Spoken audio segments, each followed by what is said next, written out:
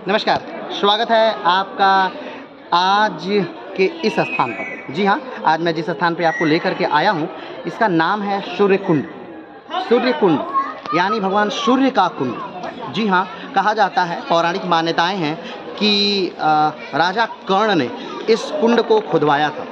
राजा कर्ण जो कि नरेश थे अंग देश के, अंग देश जो कि उस समय मगध महाजनपद में पड़ता था, उन्होंने इसे खुदवाया था और यहीं पर कर्ण ने अपने गुरु परशुराम से शिक्षा पाई थी और इसी स्थान पर उनका ज्ञान पूरा हुआ था।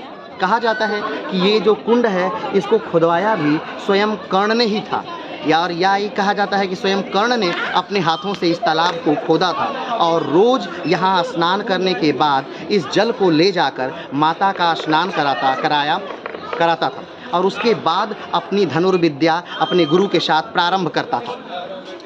और यही परंपरा आज के समय में भी चलती आई है, यानी कि आज भी दोनों समय यानी प्रातःकालीन और संध्याकालीन जो माता का श्रृंगार होता है, इसी जल से स्नान कराने के बाद माता का श्रृंगार होता है।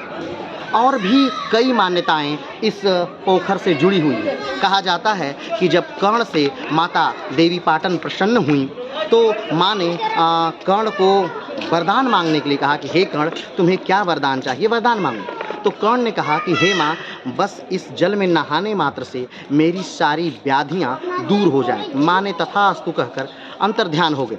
कहा जाता है कि आज के समय में भी इस पोखर का बहुत ज़्यादा महत्व यानी सूर्य कुंड का बहुत महत्व है कि आज भी इसमें नहाने से चर्म रोग पूरी तरह से नष्ट हो जाता है।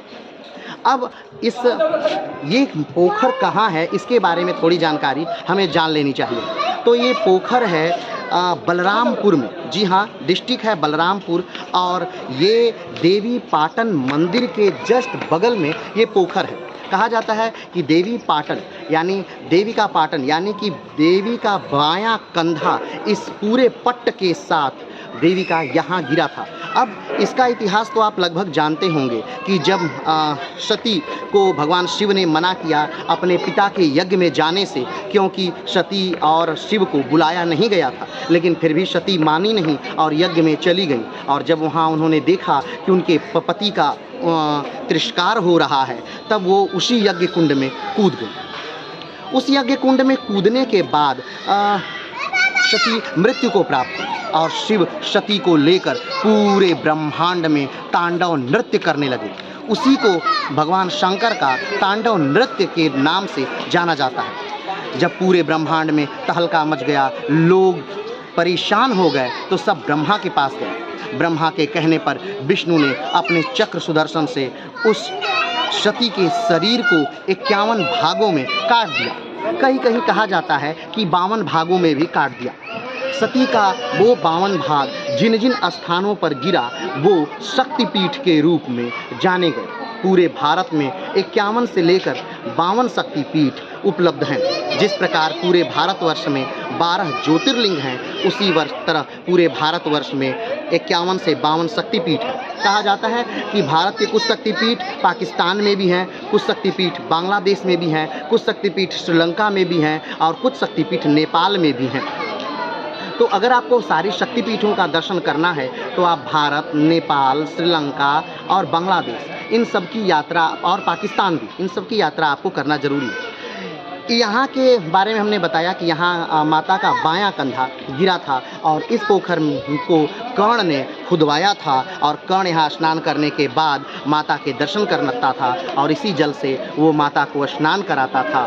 और यहाँ पर नहाने का महत्व है कि यहाँ नहाने से चर्म रोग सही हो जाता है।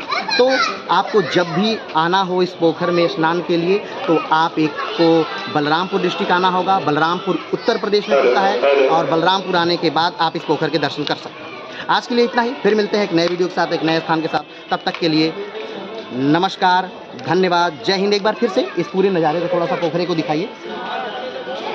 और ये जो पोखरे पर ये चित्र उकेरे गए हैं, ये चित्र पूरा इतिहास से रिलेटेड है जो यहाँ पर घटनाएं घटी हैं।